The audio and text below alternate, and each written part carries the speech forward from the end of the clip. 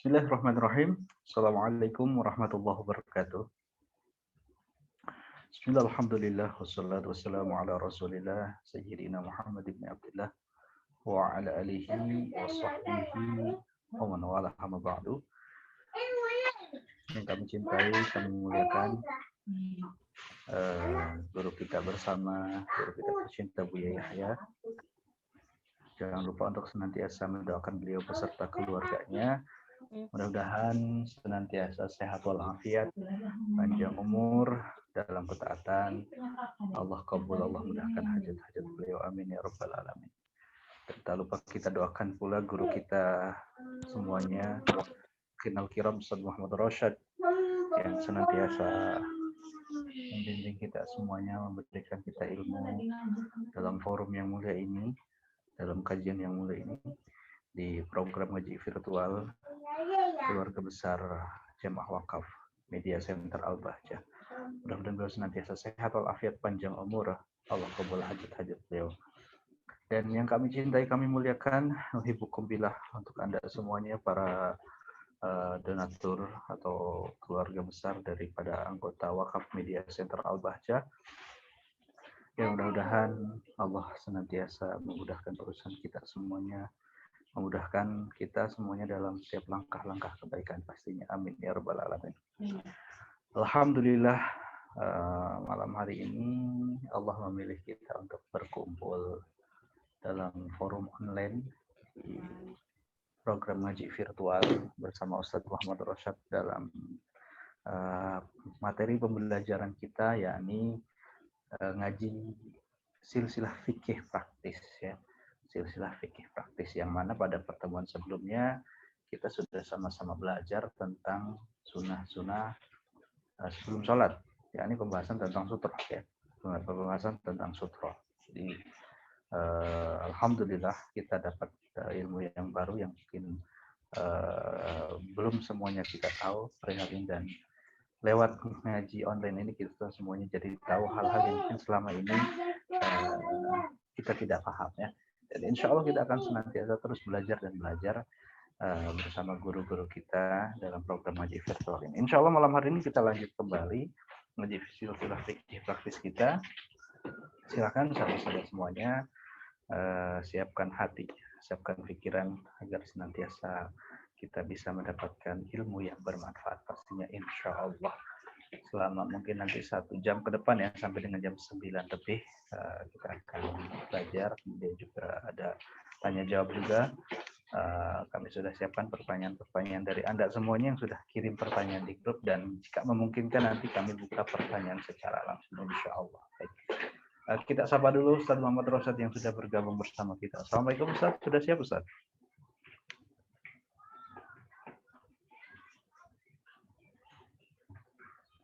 Baik, sepertinya Assalamualaikum warahmatullahi wabarakatuh. Oh, Masya Allah. Gimana Ustaz? Sudah ketemu sinyalnya?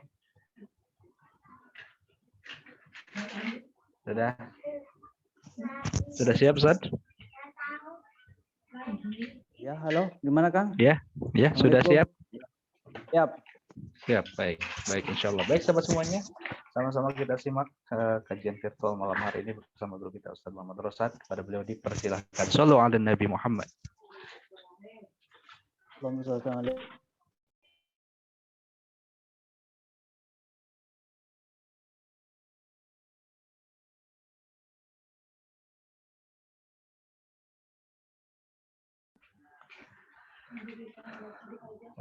Sepertinya sinyalnya masih belum memungkinkan. Assalamualaikum warahmatullahi wabarakatuh.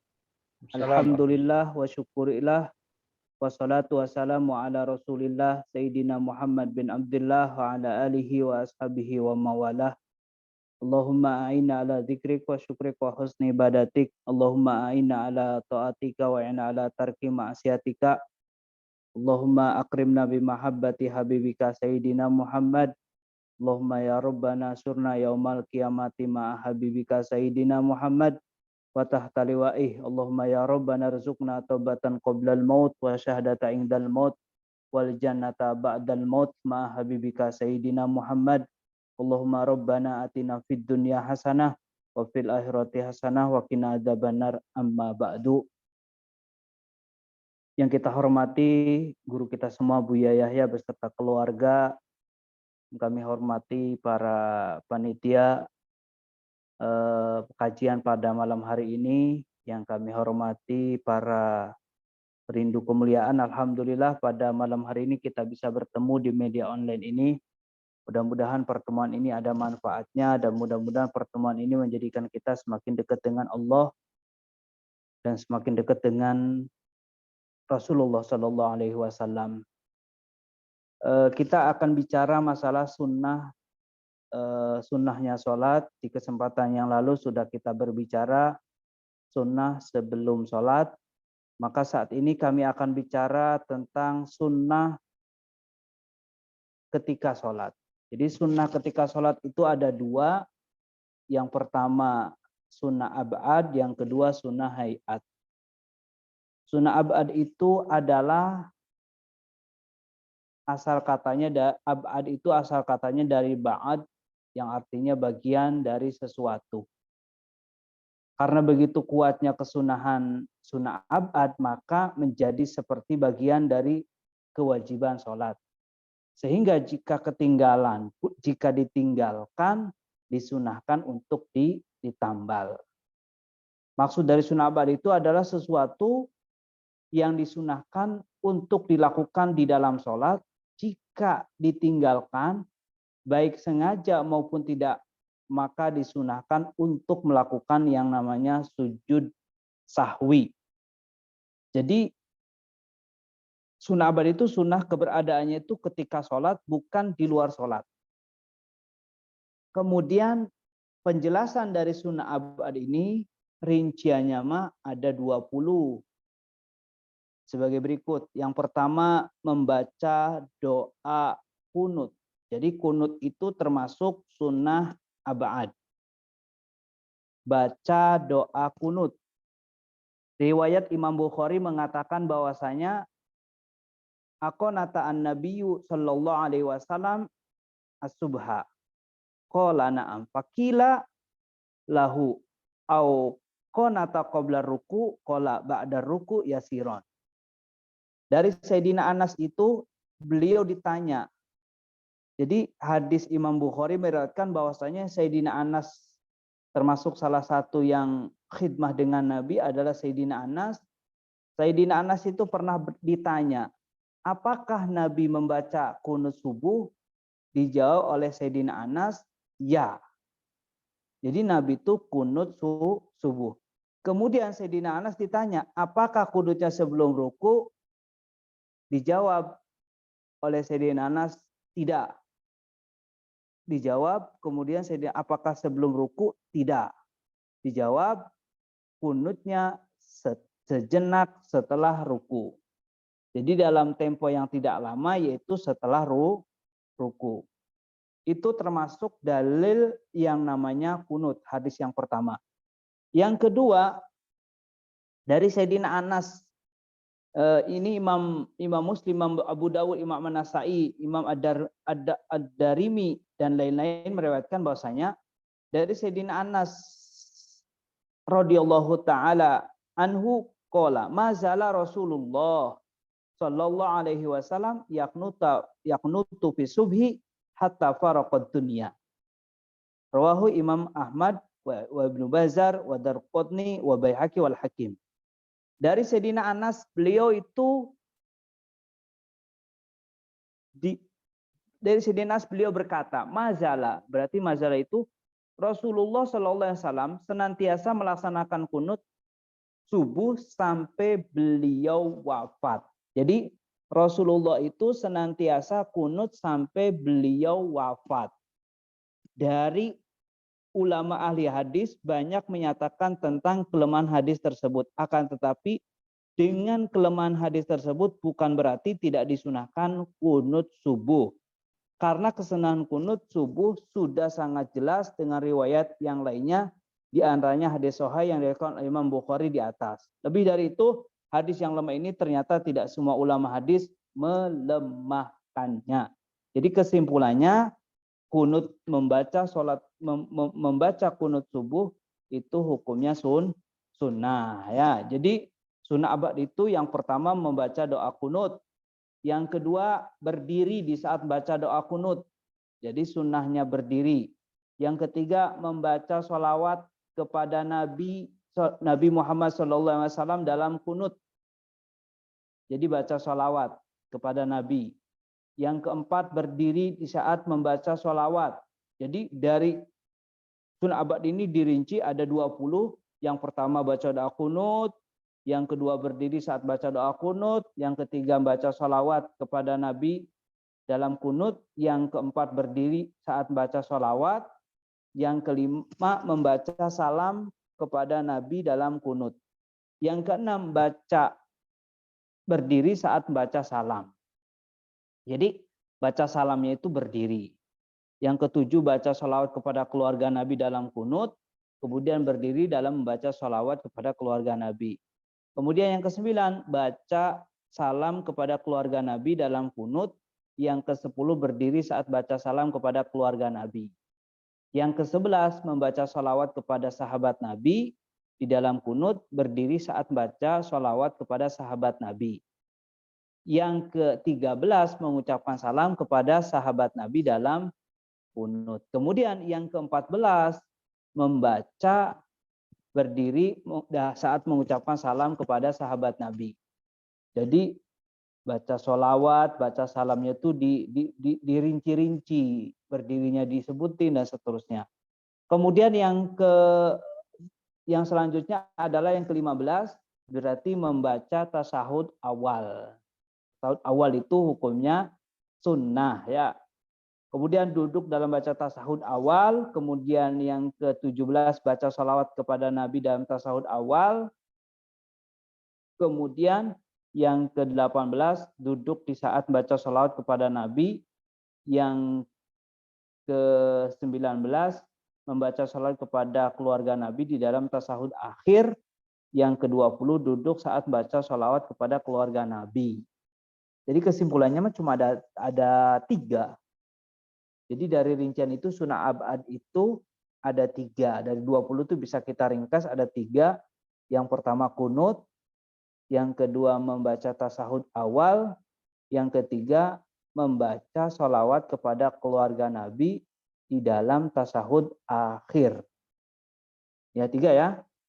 Kunut, baca tasahud awal, kemudian duduk membaca tasahud awal, kemudian baca sholawat kepada keluarga Nabi di dalam tasahud akhir. Seperti itu ya. Kemudian kalau masalah bacaan doa kunut itu baca doa kunut yang diriwayatkan oleh Imam Khamsah ya, oleh Imam Khamsah dan Imam Tabrani mengatakan bahwasanya Imam Khamsah itu Imam Ahmad, Imam Abu Daud, Imam Nasai, Imam Tirmidzi, Ibnu Majah, bacaan doa kunutnya itu adalah yaitu Allahumma hdini fiman hadait wa afini fiman afait sampai sallallahu ala sayyidina Muhammad nabil ummi wa ala alihi wa sahbihi wa barak wasallam. Barak wasallam. Nah, ini bacaan doa kunutnya itu yang diriwayatkan oleh Imam Khamsah dan Imam Tabrani. Nah, kemudian bagaimana kalau di saat kita tertimpa musibah, Ustadz? Maka kalau di saat tertimpa musibah, maka doa kunutnya ditambah dengan doa kunut nazilah. Ya. Allahumma adfa'anna al-bala wal ghala wal waba wal zalazila wal mihan wa surah fitani wal fawasha wal atham sampai seterusnya.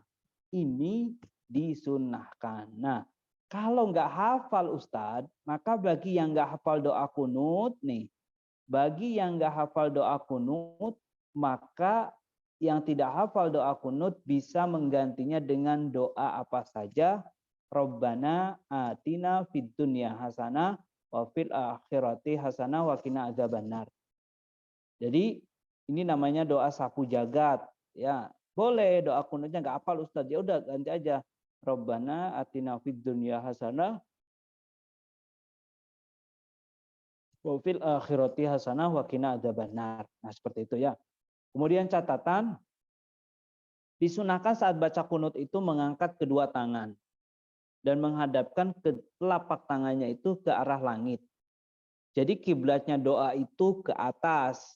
Kalau kiblatnya sholat itu ke arah kiblatnya sholat itu ke Ka'bah, tapi kalau kiblatnya doa itu ke atas. Jadi sunnahnya itu mengangkat kedua tangan, menghadapkan kedua telapak tangannya ke arah langit, termasuk baca doa tolak bala tetap dianjurkan mengangkat tangan dan menghadapkan telapak tangan ke langit. Sebagian ulama mengatakan bahwa tolak bala kedua telapak tangan dihadapkan ke bawah. Sebagian ulama. Tapi sebagian ulama mengatakan bahwasanya tetap ke atas. Seperti itu ya. Jadi kalau kita doa kunut tetap disunahkan mengangkat kedua telapak tangannya ke atas. Meskipun dalam sholat tolak bala sebagian ulama mengatakan gini, tapi sebagian ulama gini.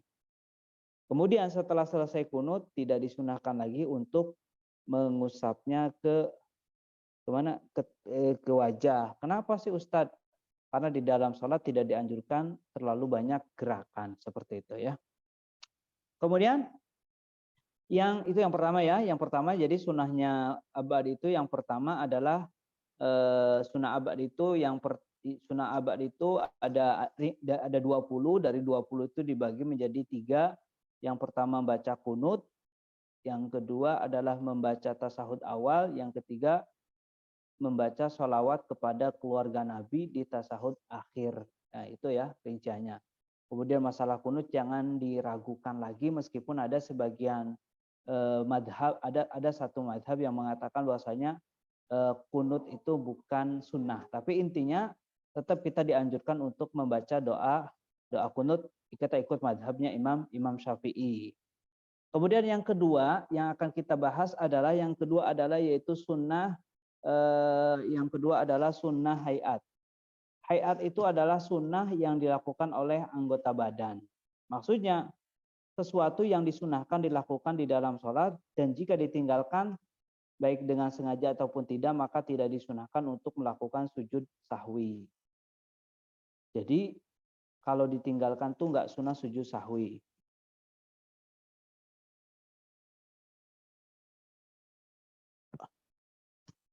Kemudian yang jadi catatan, sebenarnya tidak ada perbedaan antara sunnah abad dan sunnah hayat. Karena keduanya sama-sama sesuatu yang sunnah dikerjakan di dalam sholat. Hanya saja, para ulama membedakan antara hayat dan abad ditinjau dari sisi dianjurkan dan tidak dianjurkannya sujud sahwi saat meninggalkannya. Jadi sebenarnya sama aja ya. Termasuk kedua-duanya adalah termasuk kesunahan.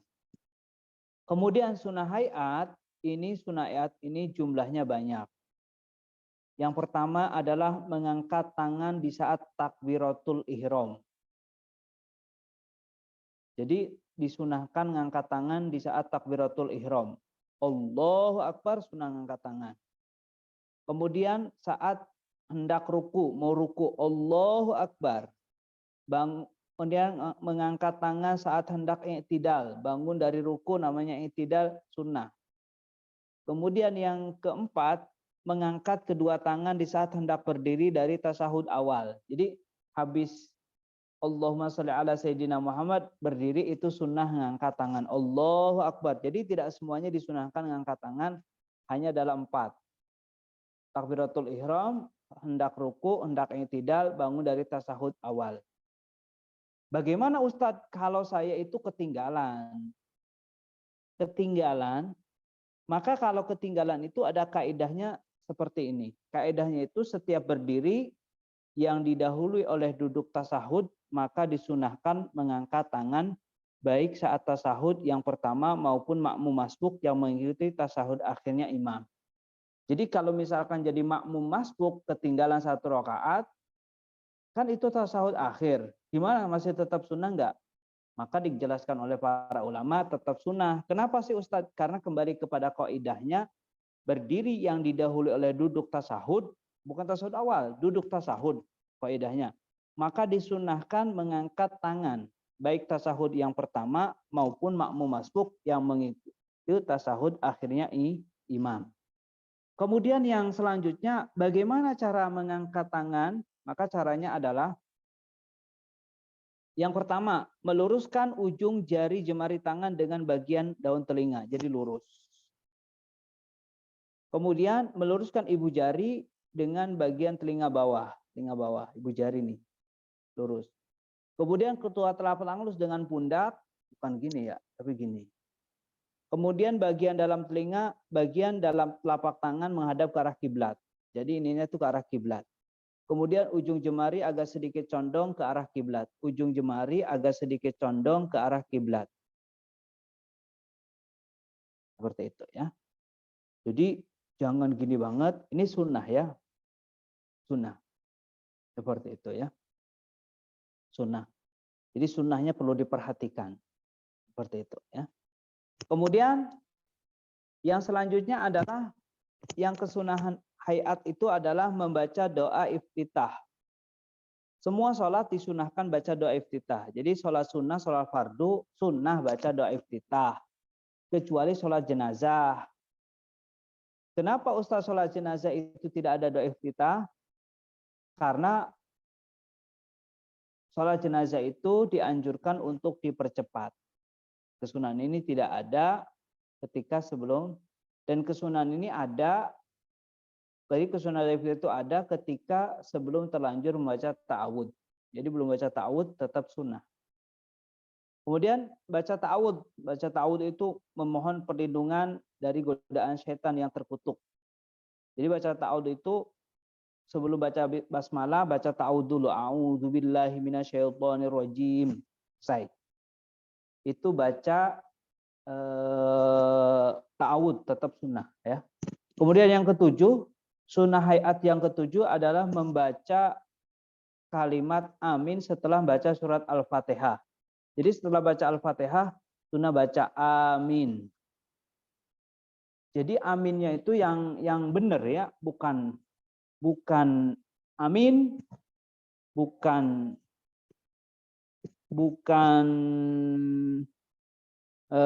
apa namanya itu?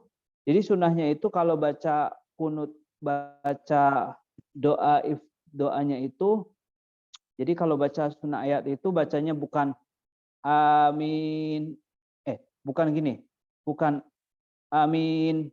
Jadi alifnya itu panjang, hamzahnya itu amin, yang artinya ya Allah kabulkan doaku. Amin. Amin, ya bukan amin, amin, amin, amin. Kalau amin itu orang yang amanah, orang yang jujur ya.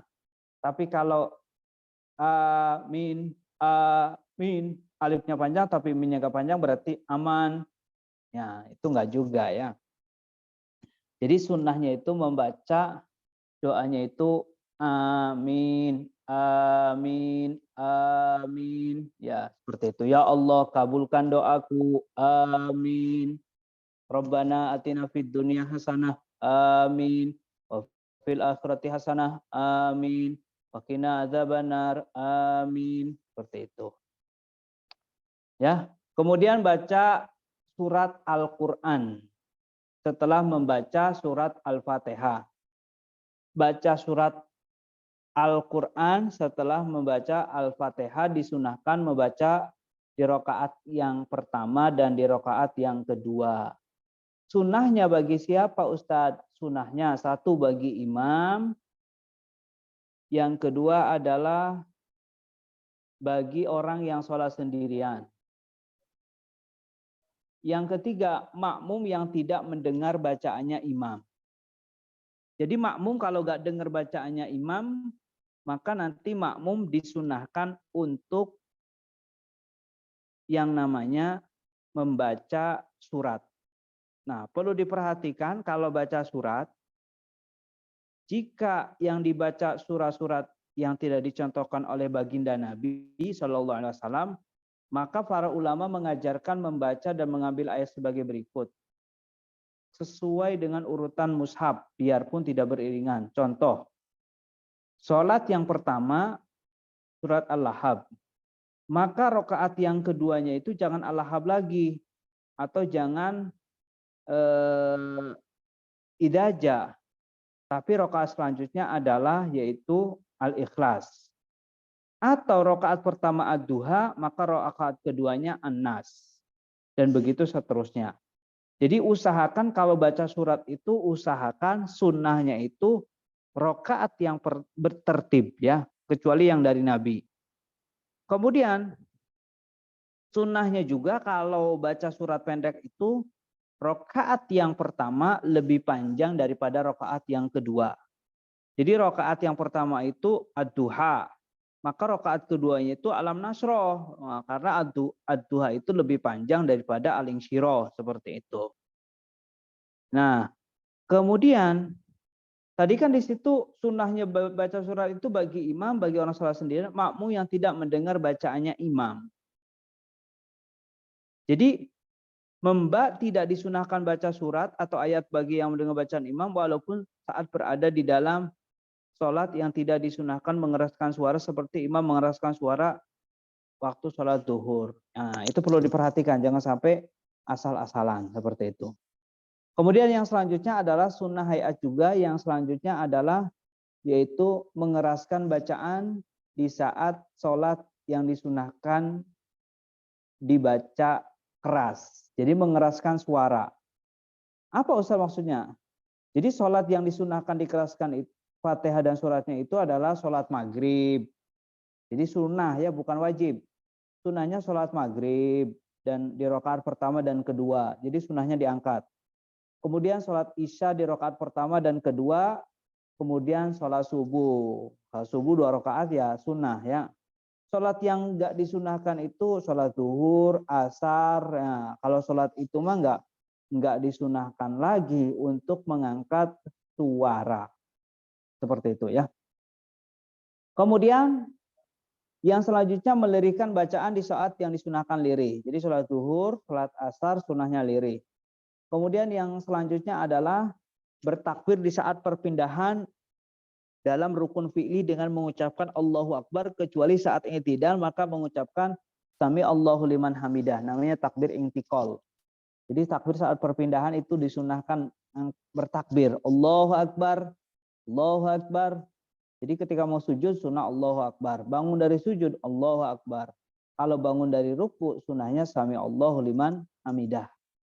Kemudian yang perlu diperhatikan lagi kalau sholat sunnah di saat sholat, bukan sholat sunnah, di saat sholat melihat ke tempat sujud. Jadi kalau sholat itu nunduk ke tempat sujud.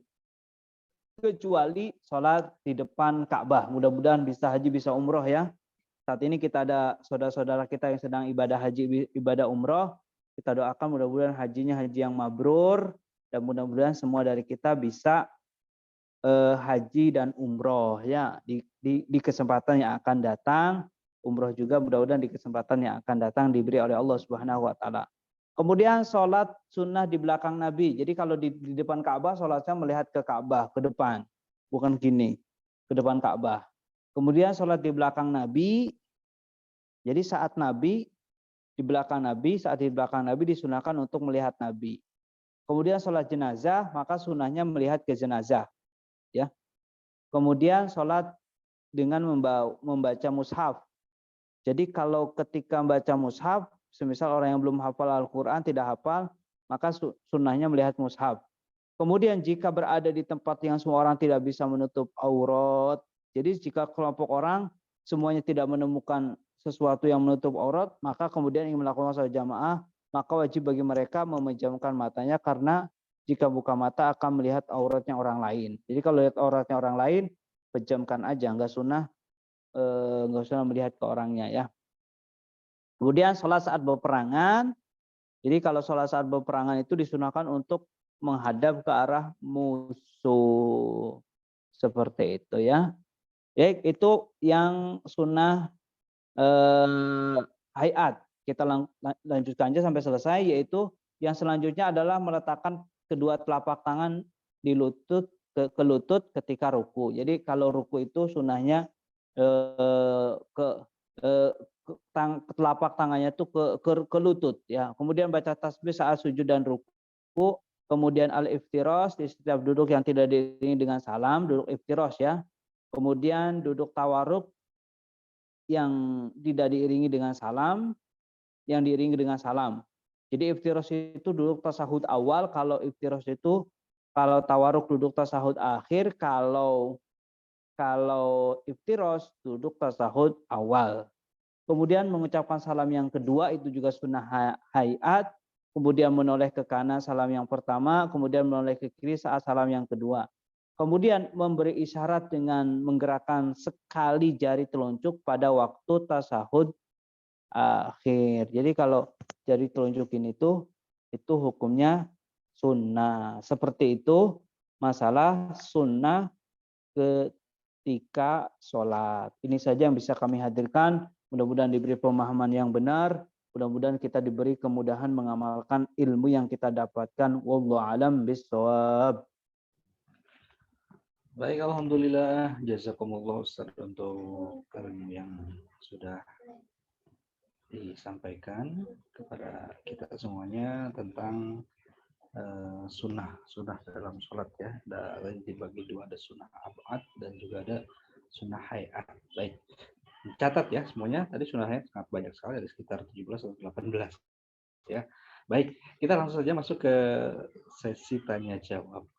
Sebelum nanti mudah-mudahan cukup waktunya, sahabat-sahabat bisa bertanya juga langsung. Kita hanya punya waktu sampai dengan jam 9. Masuk di pertanyaan pertama Ustaz malam hari ini. Masuk di pertanyaan pertama dari siapa ini? Baik. Assalamualaikum warahmatullahi wabarakatuh. Allahumma sholli ala sayyidina Muhammad. Allahumma sholli wa sallim wa barik alaihi wa ala alihi washabihi. Semoga Buya, Umi serta para asatidz Al-Bahjah panjang umur dalam taat serta izin bertanya, lomba yang dipungut biaya pendaftaran boleh apakah tidak? Apakah itu termasuk judi? Tapi hadiahnya sudah disiapkan dan bukan dari uang pendaftaran tersebut. Akan tetapi admin atau penyelenggara mengambil keuntungan dari pendaftaran tersebut. Mohon penjelasannya.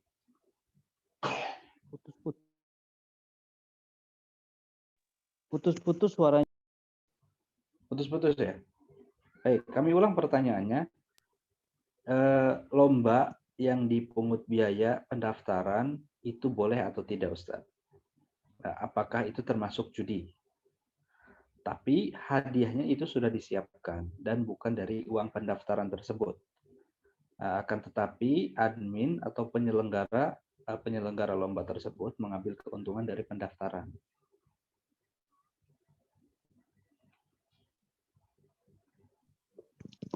Ya, terus? Bagaimana, Ustaz? Ya, sudah ya. Ya. Baik, pertanyaannya itu adalah jika ada sebuah perlombaan, kemudian perlombaan tersebut mengadakan yang namanya pendaftaran, kemudian hadiahnya itu diambil dari bukan pendaftaran, akan tetapi panitia itu mengambil keuntungan dari pendaftaran, kalau nggak salah seperti itu ya. Ya, betul. Jadi yang jadi pembahasan itu yang perlu kita pahami bahwasanya lomba itu kan diperbolehkan dengan syarat lombanya itu sesuatu yang tidak bertentangan dengan Islam, akidah dan bertentangan dengan yang namanya akhlak. Jadi kalau bisa lomba apapun ya jangan sampai bertentangan dengan akidah, bertentangan dengan akhlak ya, dengan keagamaan. Itu diperkenankan. Lomba lari, lomba makan kerupuk, tapi jangan sampai lombanya sambil berdiri ya. Kemudian kalau lomba mengadakan pendaftaran, kemudian kalau dari pendaftarannya itu dijadiin sebagai hadiah, maka secara otomatis itu tidak diperkenankan alias judi. Ada satu orang A lomba dengan B. Kemudian daftar, kemudian dia itu kalau yang menang dapat hadiah berarti itu kan jatuhnya judi, nggak boleh kan? Kalau ini B-nya menang berarti hadiah ini jadinya ke sini, berarti jadinya judi. Bagaimana kalau nggak boleh Ustadz? Bagaimana kalau boleh? Biar boleh Ustadz. Maka kalau biar boleh, maka ini daftar, kemudian yang ini enggak, yang ini mah ikut lomba, muhallil namanya. Ini mah ikut lomba akan tetapi nggak bayar. Jadi ada yang menghalalkan, maka nanti boleh seperti ini. Jadi ada orang ketiga yang menghalalkan, ada orang ketiga yang ikut dalam lomba tersebut. Cuma yang jadi pertanyaan itu, ini panitianya ngambil keuntungan. Keuntungannya dari mana itu kan? Kalau memang keuntungannya ngambil dari uang pendaftaran, harusnya kan uang pendaftaran itu kan jangan sampai dijadiin hadiah, apakah buat amin atau apa gitu ya. Maka intinya jangan sampai terjadi perlombaan yang mengambil keuntungan, karena perlombaan yang diadakan oleh siapapun tentunya tujuannya adalah agar mencari orang mana yang lebih baik, kemudian yang kedua untuk menjadikan orang itu semakin kompak di dalam menjalankan sesuatu, latihan untuk menjalin kekompakan. Itu saja ya. Jadi yang saya pertanyaan itu adalah bagaimana hukumnya? Ya kalau memang terjadi keuntungan itu uangnya uang dari mana, itu kan dipermasalahkan. Itu yang tidak diperkenankan. Wallahu a'lam bishawab. Baik. Kecuali misalkan uang pendaftarannya dipakai misal untuk operasional, Ustaz. Ya, Bukan untuk itu baru. Itu kan ada operasional. kaitannya dengan lomba. Misalkan untuk sewa panggung, sound atau Ya. itu mungkin boleh ya Ustaz ya? Ya, ya. Baik, terima kasih Ustaz atas jawabannya. Kita ke pertanyaan kedua. Assalamualaikum, Ustaz. Izin bertanya bagaimana caranya menghindari kemaksiatan mata dari alat komunikasi elektronik, misalkan laptop.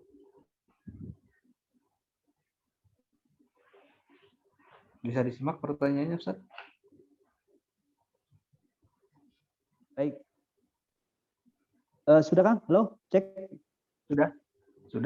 Bisa disimak pertanyaan saya tadi? Baik. Atau perlu diulang? Bisa. Pertanyaan itu bagaimana kita menghindari yang namanya kemaksiatan dari yang namanya elektronik ya. Contohnya laptop dan seterusnya. Jadi gini, adanya media sosial itu bukan untuk kita hindari karena susah ya. Kalau kata Habib Abdullah Baharun itu, kalau ada banjir mengalir jangan dibendung, tapi buat saluran. Kalau ada urusan dengan elektronik itu susah untuk kita hindari, maka jangan kita menghindarinya, akan tetapi bagaimana kita itu untuk mengarahkannya. Bagaimana kita mengarahkannya?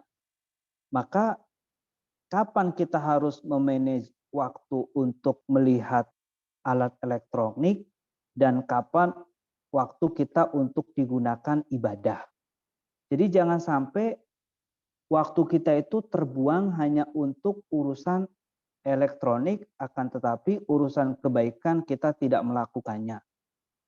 Bagaimana menghindarinya? Maka menghindarinya adalah kita harus senantiasa memupuk, menumbuh suburkan rasa takut kepada Allah Subhanahu wa taala. Rasa takut kepada Allah Subhanahu wa taala itulah yang akan menjadikan orang itu untuk menghindari kemaksiatan. Bagaimana agar bisa tumbuh rasa takut? Maka berangkatlah dari rezeki yang halal. Bagaimana mendapatkan rezeki yang halal? Maka satu caranya adalah dengan membiasakan hidup sederhana. Dengan hidup sederhana inilah yang akan menjadikan orang ini mudah menjalani kehidupannya sehingga matanya bisa dijaga oleh Allah Subhanahu wa taala dari melakukan keharaman. Mudah-mudahan kita dicukupkan dengan yang halal, dibencikan dengan yang haram, dijauhkan dari yang haram. Mudah-mudahan dosa kita diampuni oleh Allah Subhanahu wa taala. Wallahu a'lam bishawab. Allah. Baik, terima kasih Ustaz atas jawabannya. Ke pertanyaan ketiga. Assalamualaikum Ustaz, apa esensi dari seorang muslim? Apakah hanya cukup mengatakan dan meyakini 2 kalimat syahadat itu, seseorang sudah bisa dikatakan dia sebagai seorang muslim? Baik, jadi gini, orang ini dikatakan orang ini beragama Islam itu kan yang pertama ada yang memang dia itu memang aslinya bukan orang Islam. Maka orang ini kalau pengen beragama Islam, maka syaratnya dia itu harus mengucapkan 2 kalimat syahadat. Jadi kalau ada orang Kristen pengen masuk agama Islam, maka syaratnya dia harus mengucapkan 2 kalimat syahadat. Sebab hukum mengucapkan 2 kalimat syahadat itu wajib bagi orang, satu, orang kafir asli, yang kedua adalah orang yang murtad yang ingin kembali kepada agama Islam, maka dia wajib mengucapkan 2 kalimat syahadat. Jadi seorang dikatakan Islam itu adalah orang yang satu memang keturunannya orang Islam, yang kedua adalah orang yang orang kafir akan tetapi dia masuk agama Islam dengan mengucapkan 2 kalimat syahadat. Atau orang murtad, jadi hukum mengucapkan kalimat syahadat itu satu wajib bagi orang kafir yang ingin masuk agama Islam, yang kedua orang murtad yang kembali kepada agama Islam. Kalau orangnya asalnya bapaknya Islam, ininya Islam, maka dia tidak perlu lagi mengucapkan 2 kalimat syahadat. Akan tetapi di saat ada orang sudah beragama Islam, Islam itu kan modal. Maka di saat dia sudah punya modal, bagaimana dia menjalankan keislamannya setelah dia Islam, kemudian dia itu senantiasa sholat. Jadi rukun Islam itu kan yang pertama adalah syahadat. Yang kedua adalah sholat. Sholat. Jadi sholat yang wajib dulu ada 5. Zuhur, asar, maghrib, isya, subuh. Kemudian setelah syahadat, sholat, kemudian zakat. Zakat ini ada fitrah, ada zakat mal, zakat harta. Ini ada pembahasannya panjang. Kemudian puasa, kemudian haji. Kemudian bagaimana orang ini menjaga keislamannya? Kalau dia pengen tumbuh subur dengan keislamannya, maka dia harus menjaga sesuatu yang menjadikan dia tidak keluar dari agama Islam. Intinya, jaga keislaman, jaga keimanan, karena Islam itulah yang menjadikan orang itu berbuat kebaikan ada nilainya di hadapan Allah Subhanahu wa taala. Kalau orang di luar sana bisa aja berbuat baik itu karena basa-basi. Tapi kalau kita esensinya kalau kita berbuat kebaikan, kita harapannya adalah kita mendapatkan pahala dari Allah Subhanahu wa taala. Wallahu a'lam bishawab. Baik, Masya Allah. Terima kasih atas jawabannya. Pertanyaan berikutnya, ini pertanyaan tentang sholat, Ustaz. Jadi, kenapa katanya tata cara ibadah sholat kita ini berbeda? Ya? Dalam urusan fikih, misalkan, gitu kan. Padahal Nabi kita satu sama. Ya, putus. Baik. Oh, putus. Ya, terus. Diulang. Kami ulang ya. Kenapa tata cara ibadah sholat kita itu berbeda-beda dalam urusan fikihnya, sementara Nabi kita itu satu, Ustaz?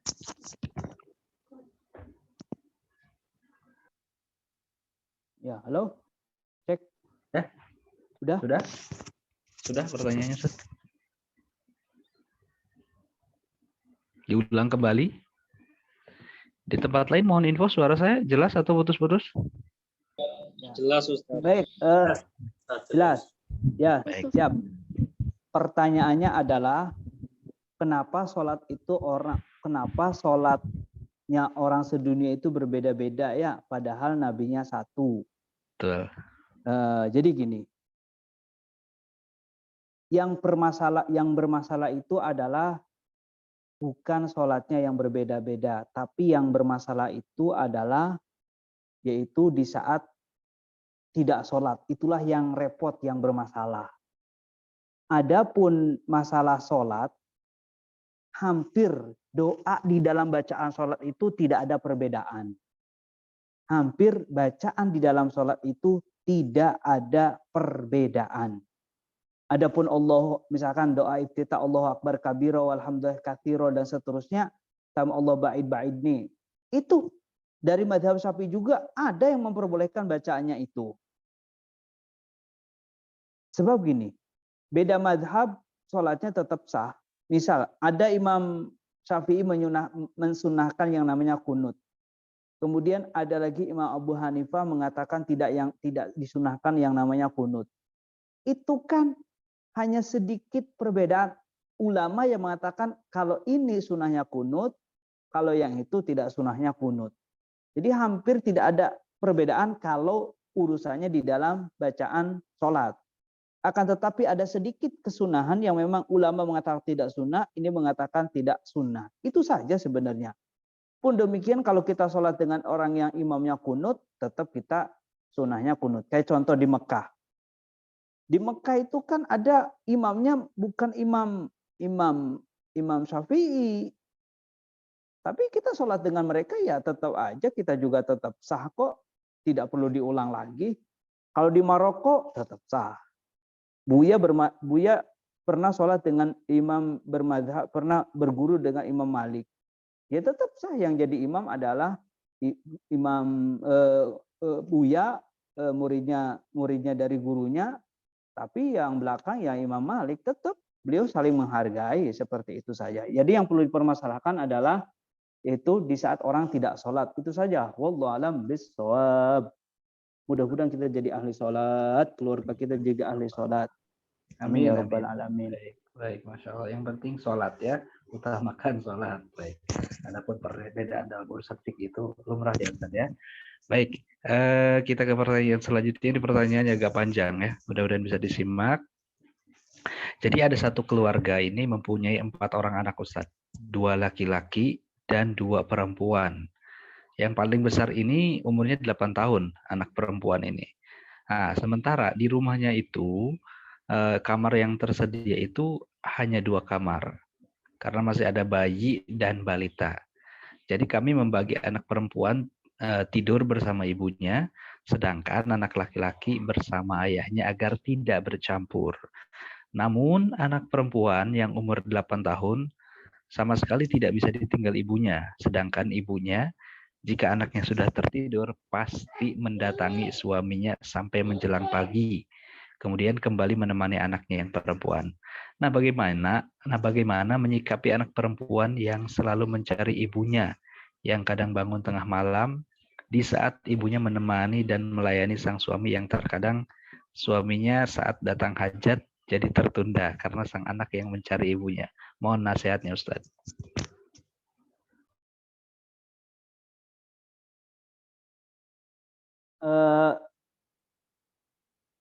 Di saat kita menjalani rumah tangga ya, maka di saat kita menjalani rumah tangga tentunya yang kita utamakan adalah kita itu senantiasa untuk membiasakan yang namanya kesederhanaan. Nah, yang bertanya itu adalah dia itu punya keluarga 4. Ada yang laki-laki, ada yang perempuan. Kemudian di sisi lain memang kalau ada anak sudah umurnya lebih dari 10 tahun, usahakan tempat tidurnya itu dipisah. Jadi antara laki-laki dengan perempuan itu kalau umurnya sudah 10 tahun dianjurkan untuk dipisah tempat tidurnya. Kenapa? Khawatir ada tersingkapnya aurat yang menjadikan khawatir nanti masuk dalam pelanggaran seperti itu. Bangkitnya syahwat dan seterusnya, karena zaman sekarang berbeda dengan zaman dulu, maka usahakan dipisah. Kemudian bagaimana di saat laki-laki ini paling tidak gini. Jadi kalau memang laki-laki dengan laki-laki dipisah kasurnya, kemudian ranjangnya pun dipisah. Kemudian ada kamar pun buatlah sesederhana mungkin yang sehingga privasi antara suami istri itu jangan sampai terketahui oleh anaknya, apalagi anaknya yang sudah berumur 8 tahun, apalagi lebih daripada 8 tahun. Jadi jaga privasi anak-anak yang bertanya ini, buat kamar sederhana mungkin tertutup. Kalau bisa kamar mandinya pun kamar mandi yang bisa dikunci, kemudian kamarnya pun kamar yang bisa dikunci, sehingga di saat ada hajat yang mungkin hajat yang tidak bisa diwakilkan, dia bisa tenang untuk melakukan privasi tersebut. Itu saja ya. Jadi buat kamar sederhana mungkin, tidak harus dengan tembok, bisa aja dengan ukuran berapa kali berapa gitu kan, sehingga nyaman di dalam kita melakukan privasi. Itu saja. Wallahu a'lam bishawab. Terima kasih Ustaz atas jawabannya. Pertanyaan selanjutnya ini hampir sama dengan pertanyaan tadi, berkaitan dengan privasi ya. Jadi ada satu keluarga ini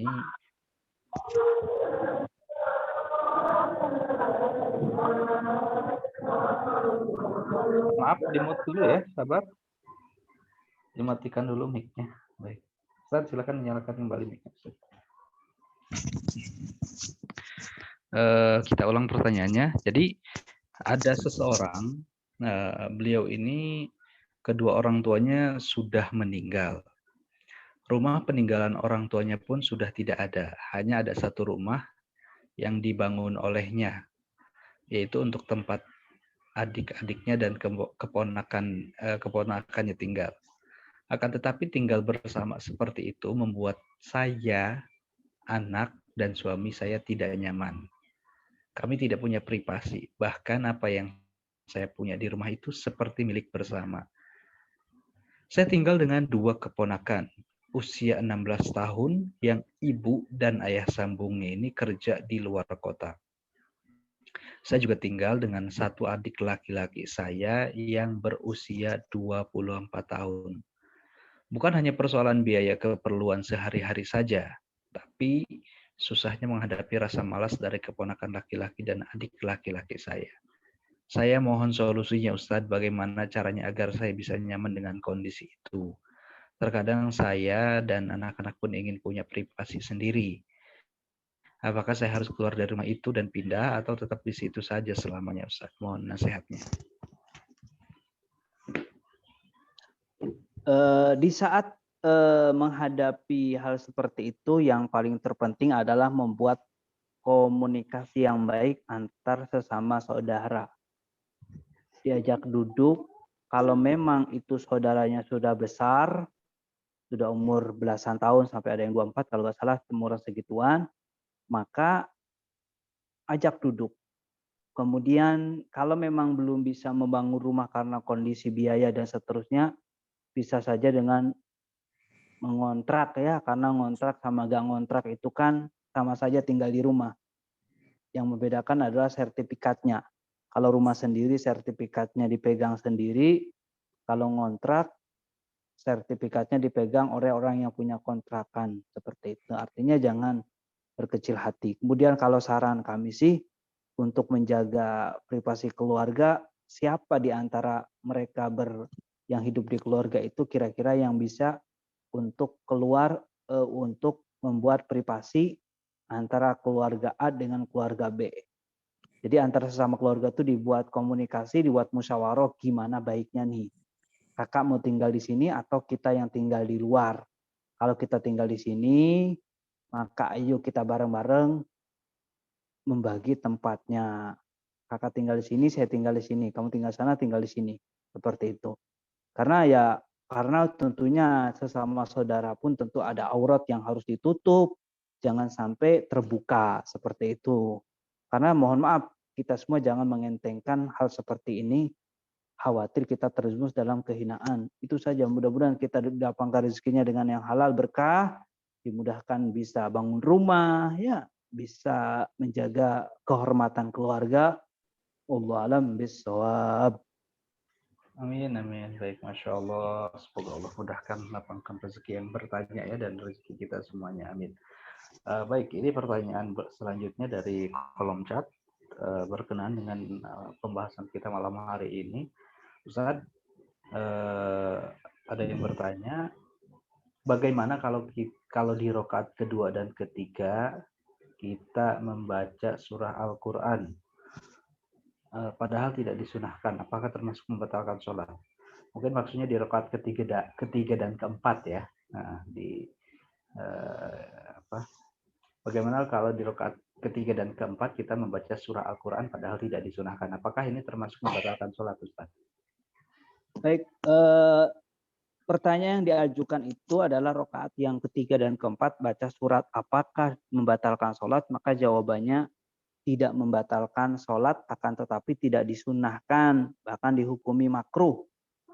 Dihukumi makruh kalau ada orang di rakaat yang ketiga dan keempat membaca surat. Justru sebaliknya yang disunahkan adalah di rakaat pertama dan di rakaat yang kedua dia sangat dianjurkan untuk membaca surat-surat Al-Quran. Maka nggak batal.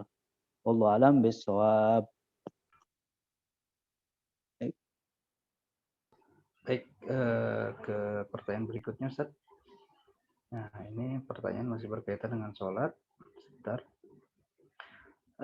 Ustaz izin bertanya, apakah sunnah membaca inni as'aluka fauza bil jannah setelah salam pertama dan membaca inni as'aluka najata minan nar wal afwa indal hisab setelah salam kedua? Membaca doa. Sepengetahuan kami itu tidak disunahkan ya. Izaju, Sepengetahuan bismillah. kami memang tidak disunahkan seperti itu, akan tetapi mungkin bisa saja itu yang dianjurkan oleh para ulama agar kita itu dijauhkan dari neraka ya. Kami belum pernah dengar itu termasuk yang disunahkan sepengetahuan kami. Bahkan kalau nanti kita akan bahas, coba nanti kita akan jawab lengkap-lengkapnya itu kesunahan setelah sholat. Apa saja sunnah setelah sholat, maka akan kami hadirkan insya Allah di kesempatan yang akan datang. Adapun masalah yang tadi ditanyakan, sepengetahuan kami memang tidak disunahkan. Tapi kemungkinan itu yang dihadirkan oleh para ulama agar kita itu dianjurkan untuk berdoa agar dijauhkan dari yang namanya neraka. Wallahu a'lam bishawab. Baik, terima kasih Ustaz atas jawabannya. Ke pertanyaan ini, pertanyaan tidak mungkin kami bisa bacakan semua ya. Kami mungkin akan pilih yang relevan dengan materi kita malam hari ini dan tentunya melihat waktu juga. Baik, pertanyaan berikutnya, Ustadz izin bertanya, ruku tangannya menyentuh lutut tapi kakinya bengkok dan nampak hanya seperti menunduk sedikit, sahkah ruku yang demikian, Ustadz? Baik, termasuk rukun fi'li yaitu adalah yang namanya ruku. Jadi ruku itu termasuk rukun daripada yang namanya sholat. Akan tetapi perlu dipahami, tadi kan yang kami jelaskan adalah kesempurnaannya ruku. Adapun ruku, kalau memang jadi yang penting dianggap sah ruku itu jika seandainya kita itu megang lutut, maka kita akan bisa memegangnya. Kalau seandainya kita megang lutut, kita tuh bisa megangnya. Tapi karena kondisi sakit dan seterusnya, yang penting sudah merunduk, maka itu nggak apa-apa. Kalau sempurnanya mah menjadikan punggung itu lurus dan telapak tangan itu megang lutut, itu kan kesempurnaan.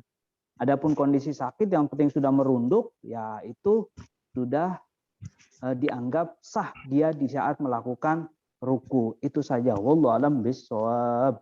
Baik, Masya Allah. Ya. Terima kasih Ustadz atas jawabannya. Masih berkaitan dengan sholat Ustadz ini. Ya, Ustadz, ketika dalam keadaan sholat berjamaah dan kita sebagai makmum, dikatakan bahwasanya makmum itu wajib dan harus mengikuti setiap gerakan sholat. Bagaimana jika makmum dan imam berbeda ketika melaksanakan gerakan-gerakan sunnah di dalam sholat? Contohnya, dalam gerakan duduk sejenak setelah sujud kedua pada rakaat 1 dan ketiga, dan semisal mengangkat tangan setelah ruku. Bagaimana jika kita tidak sama gerakannya dengan imam perihal gerakan sholat yang disunahkan ini? Apakah ini mempengaruhi dengan sah atau tidaknya sholat kita, Ustaz?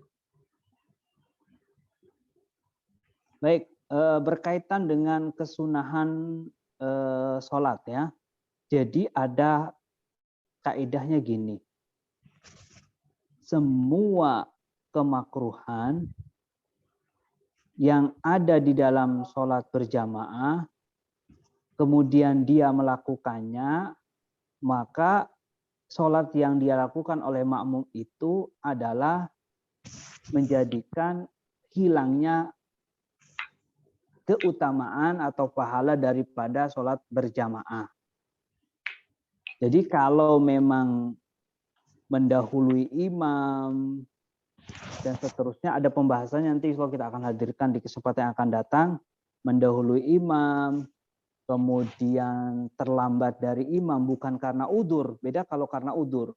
Kalau karena udzur urusannya lain, akan tetapi ini di saat tidak ada udzur kok dia melakukannya, maka di saat seperti itu dia itu menjadikan dia itu tidak mendapatkan pahala sholat berjamaah, adapun sholatnya ya tetap sah, akan tetapi dia menjadikan rugi. Kenapa? Karena dia tidak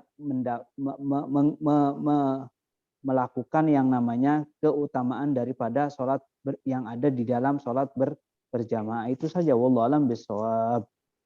Baik, terima kasih Ustaz. Satu pertanyaan lagi berkaitan dengan sholat Ustaz dan bacaannya.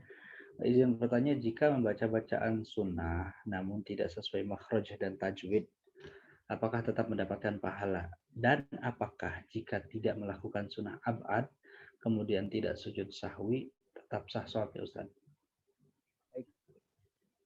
Pertanyaan yang kedua itu, kalau meninggalkan sunnah ab'ad kemudian tidak melakukan sujud sahwi, apakah sholatnya tetap sah? Jawabannya sholatnya tetap sah. Kemudian kalau membaca bacaan sholat, kemudian bacaan sunnah sholat kemudian tidak memakai tajwid, maka ya sholatnya tetap sah dan mendapatkan pahala juga. Karena membaca Al-Quran itu kan membaca Al-Quran itu kan pakai tajwid. Cuma kalau bacaan sholat kalau harus pakai benar-benar itu kan agak kerepotan juga gitu kan. Artinya ya dengan sewajarnya saja. Misal, Sami Allahu liman hamidah. Kalau hanya kurang pas memang bisa seperti itu ya nggak masalah. Sebenarnya ya al-ibrah bitigotil ma'mul la bitigotil imam. Kalau memang imam menurut dirinya sah, kalau imam menurut dirinya sah, ya makmum yang mengikutinya pun tetap sah. Tapi kalau imam diikuti oleh makmum, kemudian kata makmumnya imamnya gak sah, ya berarti gak sah juga sholatnya. Cuma kan kalau soal ini kan kondisi pertanyaannya itu kan kalau dalam kondisi sholat sendiri, kemudian dia bacanya bisanya pas-pas seperti itu, ya apakah dia mendapatkan pahala? Maka jawabannya dia tetap mendapatkan pahala. Wallahu a'lam bishawab. Baik, terima kasih. Masya Allah. Satu pertanyaan terakhir Ustaz masih berkaitan dengan fikih ini. Sepertinya penting juga ya. Jadi beliau ini bekerja pada orang non-muslim. Nah, kemudian anak si majikannya ini membawa anjing dalam rumah dan air liurnya jatuh ke lantai Ustaz. Tapi nggak tahu di daerah mana. Lalu bagaimana jika dia mengepel lantai? Apakah harus membasuhnya 7 kali Ustaz? Baik, berkaitan dengan yang namanya najisnya anjing dan babi. Anjing dan babi itu kan hukumnya najis ya. Saya ulangi, anjing dan babi itu hukumnya najis. Dan najisnya anjing dan babi itu adalah yaitu kalau dalam madhab yang lain yang namanya anjing itu najis itu kalau dalam madhab Syafi'i kalau bersentuhan dengan anjing sama-sama kering maka sepakat tidak dihukumi najis. Tapi kalau ada yang basah kemudian sulit menghindari, bisa ikut pendapat Imam Malik yang mengatakan bahwasanya menjilat wadah maka disucikan dengan ta'abudiyah untuk pengganti daripada tanah. Mazhab Ahmad mengatakan sabun bisa menggantikan tanah. Jadi sucinya itu, jadi disucikannya itu kalau kita ikut pendapat Imam Malik mengatakan jika sulit menghindari, bisa pendapat Imam Malik yang mengatakan suci kecuali jika menjilat wadah maka wajib disucikan sebagai ta'abudiyah. Nah, ini kan liurnya. Maka pengganti dari kalau mazhab Syafi'i kan harus 7 kali kemudian dicampur dengan tanah. Tapi kalau pendapat Imam Hambali yang pernah kami tanyakan kepada salah satu guru kami, pengganti selain daripada tanah ada pendapat dari mazhab Hambali yang mengatakan sabun itu bisa menggantikan yang namanya tanah. Jadi sucikan aja dengan yang namanya air, kemudian tanpa harus adanya tanah bisa menggantikan dengan yang namanya sabun. Itu saja. Kemudian yang disucikan itu hanya tempat yang terkena najis saja. Itu saja. Wallahu a'lam bishawab. Baik, alhamdulillah cukup Ustaz. Sudah jam 9 lebih ya. Sudah 1 jam kita bersama malam hari ini. Untuk pertanyaan-pertanyaan yang belum terjawab, simpan saja untuk pertemuan berikutnya ya. Silakan Ustaz menutup dengan doa. Bismillahirrahmanirrahim. Alhamdulillahirabbil alamin. Allahumma shalli ala sayidina Muhammad wa ala ali sayidina Muhammad. Allahumma ya Allah, tambah kecintaan kami kepadamu agar kami mudah melaksanakan perintahmu. Tambah kecintaan kami kepada kekasihmu Nabi Muhammad agar kami mudah melaksanakan sunnah-sunnahnya. Cintakan kami kepada sesuatu yang dicintai Nabi Muhammad. Bencikan kami kepada sesuatu yang dibenci Nabi Muhammad. Ya Allah, lapangkan rezeki kami halal berkah. Ya Allah, jauhkan dari kami segala maksiat. Ampuni dosa kami, panjang umur, sehat dan taat. Bersihkan hati kami dari berbagai macam penyakit hati, ya Allah. Dan berikan kepada kami, ya Allah, husnul khatimah setelah panjang umur. Husnul khatimah setelah panjang umur. Rabbana atina fid dunya hasanah wa fil akhirati hasanah wa qina adzabannar. Sallallahu ala sayyidina Muhammad wa ala alihi wa sallam. Alhamdulillahirabbil alamin. Bismillahirrahmanirrahim. Fatihah.